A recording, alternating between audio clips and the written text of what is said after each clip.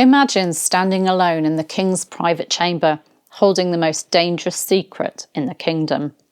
Your words could bring peace or panic. What would you do? To be the man who must look the most powerful monarch in England's history in the eye and tell him, your time is up. That was Anthony Denny's fate. He wasn't just a royal servant. He was one of Henry VIII's closest confidants, holding power behind the scenes in ways that shaped the Tudor dynasty. Today, let's explore the fascinating life of Anthony Denny, from his rise at court to his pivotal role in Henry VIII's final hours and the chaotic years that followed. Sir Anthony Denny was born on this day in Tudor history, the 16th of January 1501, in the reign of King Henry VII at Cheshunt in Hertfordshire. He was the second son of Sir Edmund Denny, Baron of the Exchequer to Henry VIII, and his wife Mary Troutbeck. Denny was educated at St Paul's School, London, before moving on to St John's College, Cambridge.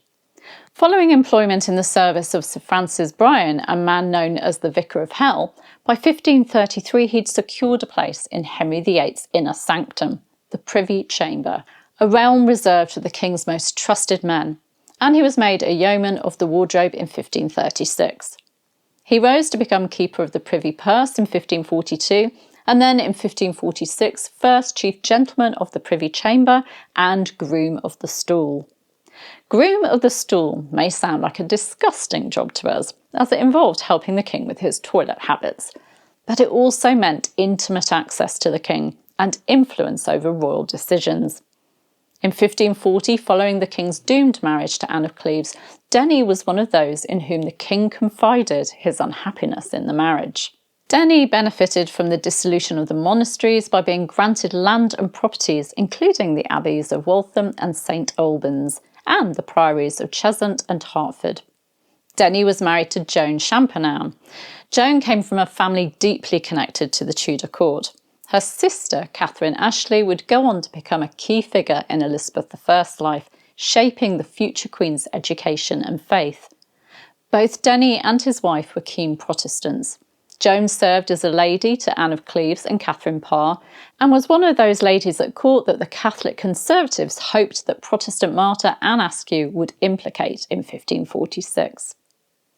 In the king's final years, Denny was one of the few entrusted with the royal dry stamp, a tool that gave him the power to sign documents on the king's behalf, a power that could shape the realm without the king ever lifting a pen. In January 1547, the once mighty King Henry VIII lay on his deathbed, his body failing after years of excess and injury.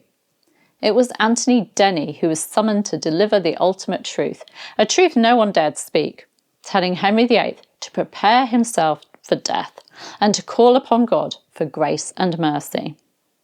Denny was an executor of Henry VIII's will, and at his funeral procession with Sir William Herbert was set at the head and feet of the said corpse. In June 1548, after the Dowager Queen Catherine Parr had found her husband Thomas Seymour in an embrace with her stepdaughter Elizabeth, the future Elizabeth I, Elizabeth was sent to live with Denny and his wife Joan at their home in Cheshunt to protect the princess's reputation and Catherine's marriage. In Edward VI's reign, Denny was sent with the Marquess of Northampton to put down Kett's rebellion in the summer of 1549, but died at Cheshunt on the 10th of September 1549. He was survived by 5 sons and 4 daughters, and an illegitimate son. In his will, he left instructions for his wife Joan to educate their children so that the Commonwealth may find them profitable members and not burdens as idle drones be to the hive. His grandson Edward Denny, 1st Earl of Norwich, son of Denny's eldest son and heir Henry, served Elizabeth I as a groom of the Privy Chamber and married a granddaughter of William Cecil Baron Burghley. He was created Earl of Norwich in 1626. Anthony Denny's story shows us that survival and influence in Tudor England weren't just about titles or armies, they were about trust. He wasn't a duke or an earl, but he was the man Henry VIII turned to in his final hours, the man who could act in the king's name with just a stamp. That kind of trust? Well, it's rare in Tudor history. One thing's for sure, Denny played his part in shaping the Tudor dynasty, right from Henry VIII's deathbed to the reign of Edward VI. And even though he's not as well known as some of the Tudors he served, his story is a reminder that it's often the quiet figures in the background who make history happen. What do you think? Was Anthony Denny just a loyal servant or a master at navigating the dangerous Tudor court?